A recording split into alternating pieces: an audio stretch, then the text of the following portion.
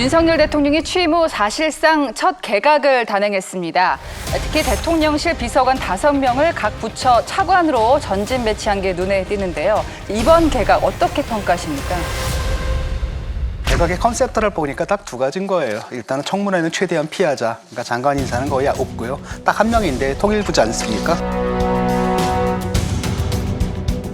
통일부는 이 정권에서 어차피 기능이 없어요. 하나만 안 거고. 두 번째 눈에 띄는 건 이제 차관 정치죠. 차관들을 전면 배치했고 그중에서 또 눈에 띄는 것은 대통령실이 5명에 포함되어 있다는 거예요. 이것은 이제 분명한 거죠. 대통령이 거의 직할 체제를 하겠다라는 겁니다.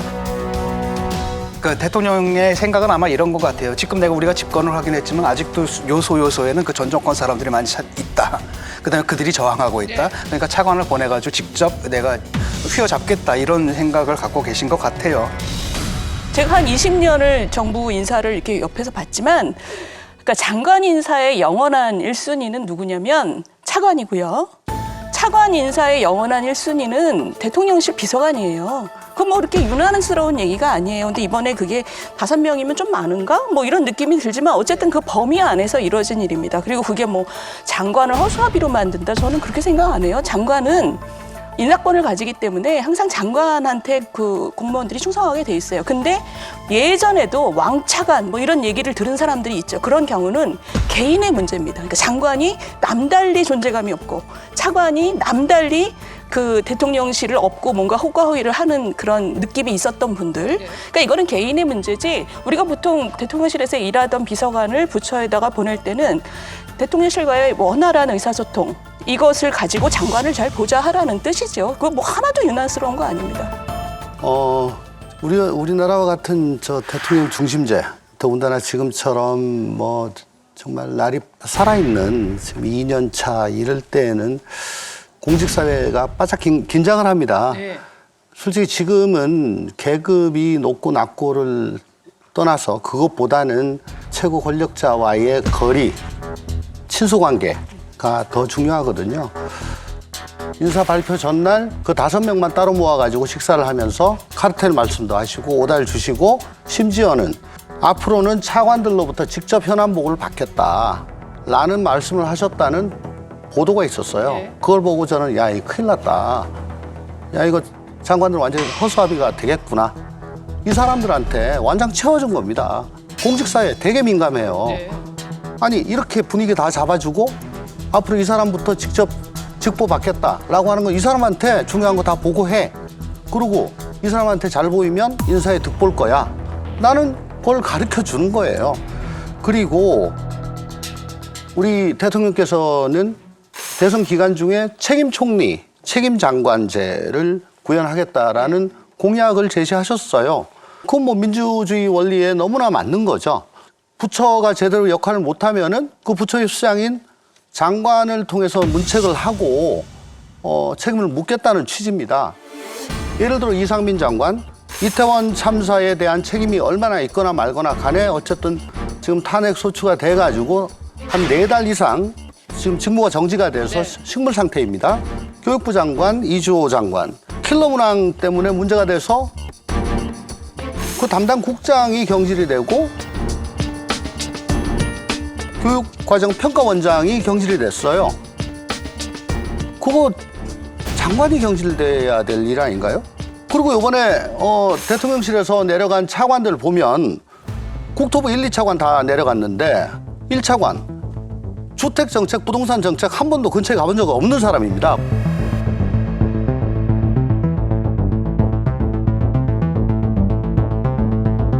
국토부 2차관, 이 사람은 부동산 정책만 했는데 갑자기 교통을 관장하는 2차관으로 내려가요. 거기다가 통일부, 교통부, 환경부, 문체부 4곳은 이념에 좌우되는 부서다 라고 하면서 또 갖다 내려꽂잖아요. 1절만 해요. 아니 그러니까 이거는 아니, 저 같은 사람이 이 정도 얘기할 정도면 이거는 뭐 청문회 우회하는 거 이해합니다. 그렇지만 이거는 안 되고 시행령 우회하는 거, 장관 우회하는 거 전부 다 꼼수입니다. 이러면 안 됩니다. 일단 좀 설명을 좀 드려야 될 것 같아요. 지금 그 분위기 쇄신형 개각은 하지 않겠다. 그래서 개각이 요번으로 끝나는 것이 아니고 지금 9월 개각도 있고요. 네. 그다음에 11월, 12월에도 또 총선 출마자들을 또 내보내야 되는 그런 개각들이 또 있습니다.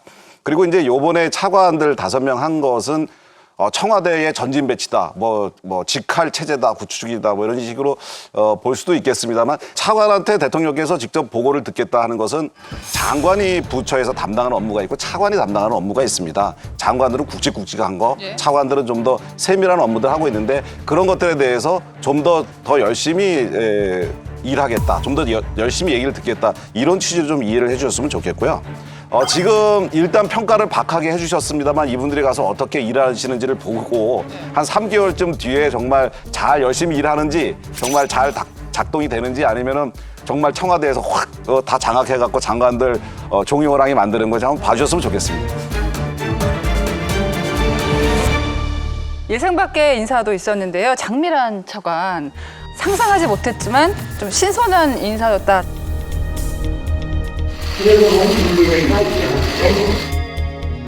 근데 지금 민주당 일각에서 비판하는 목소리가 나왔어요.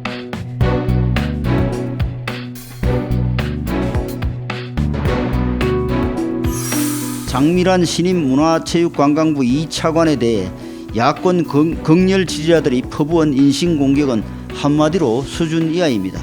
역도 선수가 뭘 아냐는 식의 진라전 폄하 발언과 최윤희 전 차관의 사례를 망각한 자기 모습은 상식선에서 이해할 수 없는 극단적인 대결주의의 소산입니다.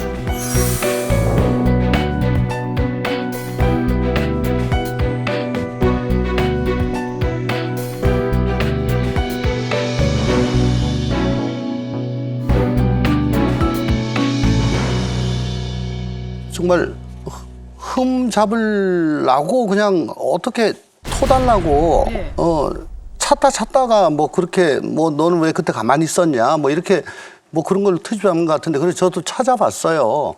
과연 장미란 차관이 그냥 가만히 있었냐 찾아봤는데 2015년도에 아시안게임 역도 금메달리스트 김병찬 선수란 분이 계셨는데 그분이 고독사를 했답니다. 그 직후에 한 종편에 나가셔가지고 2012년도에 발의된 체육인 복지법이란 게 있는데 그게 국회에서 지금 잠자고 있다. 이게 만약에 제대로 시행이 됐으면은 이런 일이 없었을 건데 너무 아쉽다. 라고 하면서 국회에다가 이거 좀 통과를 시켜란 말이지 라고 맹성을 촉구했습니다. 이렇게 나름 활동을 하신 게 것도 있고 이분은 현역 있을 때부터 공부하는 선수라고 정말 그 다 알려진 분 아닙니까? 아니, 박사를 그냥 아무나답니까? 저도 네. 뭐 근처도 못 갔는데. 아직 나도 못 땄는데.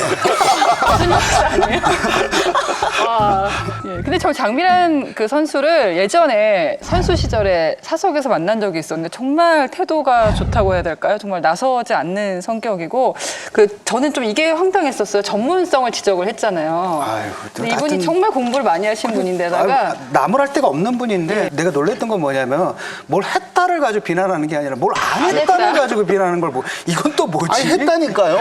그러니까 그거 잘못된 사실이고 또 안민석 의원한테 내가 묻겠는데 그 윤지호인가 뭔가 그 가짜 미투 할 땐 그렇게 날 치더니 아니 민주당 뭡니까 지자체장들 줄줄이 성추행 나올 때 당신 뭐라고 했어? 한마디도 안 했잖아요. 그런 사람이 국회의원 배지를 달고 있다는 건 말이 되느냐?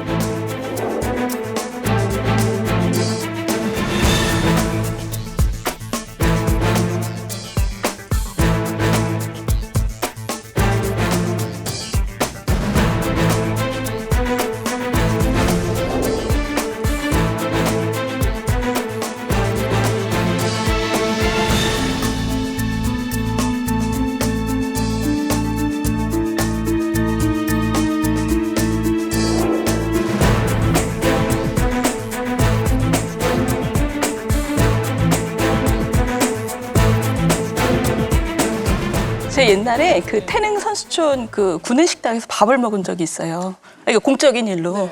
근데 거기서 구석에서 장미란 선수가 밥을 먹고 있더라고요. 근데 제가 되게 놀랬던 게 뭐냐면 나이 드신 분들 또 어린 선수들 다 이 친구들이 식당에 들어오면서 장미란 선수가 있는 걸 보고 다 너무 존경을 표시하는 거예요. 그래서 제가 그때 느낀 게, 야, 저렇게 조용한 친구인데도 굉장히 체육계 사람들한테 뭔가 신뢰를 받고 있구나. 그래서 제가 이번에 안민석 그 의원이 뭘 안 했다고 얘기를 하는데 아무것도 안 해도 자기 삶을 통해서 그 리더십을 가질 수 있는 사람들이 있잖아요. 자기 일 열심히 하는 그러니까 거죠. 굉장히 공정이라는 가치는 자기 일을 굉장히 열심히 했고 때로는 자기가 어려움을 겪어도 그것을 남 탓으로 돌리지 않는 그 선수의 어떤 선수 생활에서도 저는 리더십이 발휘될 수 있다고 봐요. 그래서 그분이 앞으로 잘하기를 바라고. 대부분의 경우 선수 출신은 예. 그 최고의 순간이 기억이 되고 그 순간을 가지고 이제 그분을 평가합니다. 네. 근데 제가 기억하는 장미란 선수는 마지막 올림픽이죠. 아마 2012년 런던 올림픽일 건데요. 그때 금메달도 아니에요. 이제 3위 결정전이죠. 해봐야 동메달이에요. 네. 그 마지막 용상인데 3차 시기에 그때 아마 부상이 있었을 겁니다. 올리다가 이게 뒤로 넘어갔을 거예요. 실패했죠. 4등이 됐습니다. 그러니까 뭐 아마 다들 울고 뭐 그냥 땅을 치고 그럴 줄 알았는데 장차관은 전혀 딴 모습을 보여줬어요. 무릎을 꿇고 이제 기도를 하고 밝은 미소를 띠면서 감내를 하는.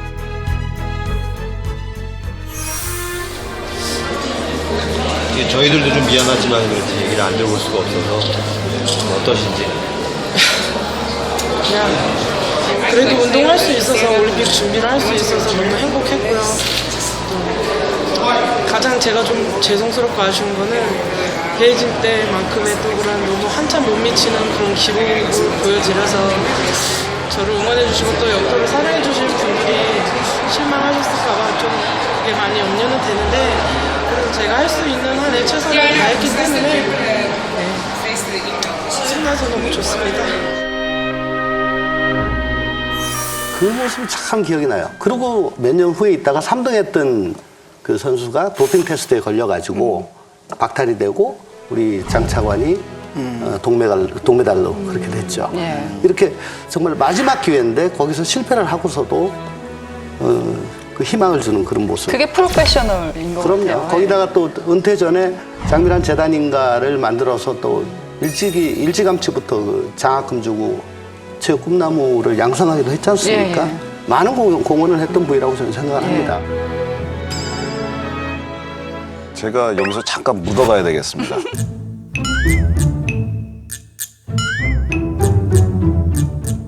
우리 장미란 선수가 강원도의 힘, 강원도 원주 출신. 너무 묻어가시는데. 장미란 선수가 메달을 못 땄을 때 태도를 말씀하셨는데 저는 이번에 조금 더 놀랐던 거는 안민석 의원이 그렇게 얘기를 했을 때 장미란 차관의 반응이었어요. 그러니까요. 뭐 화를 내거나 해명하지 않고 굉장히 젠틀하게 넘어갔었죠. 아, 열심히 하겠다.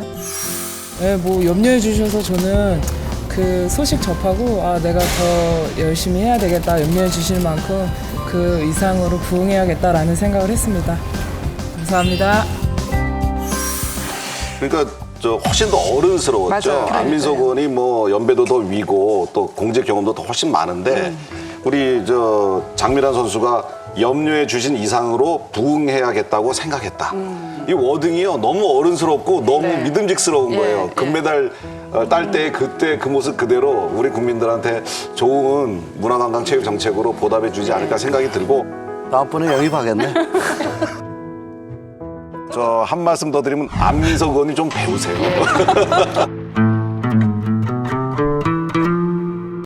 여러분 여기를 눌러서 구독을 해주시면 강적들 컨텐츠를 빠르게 만나보실 수가 있습니다. 알람 설정도 잊지 말아주세요.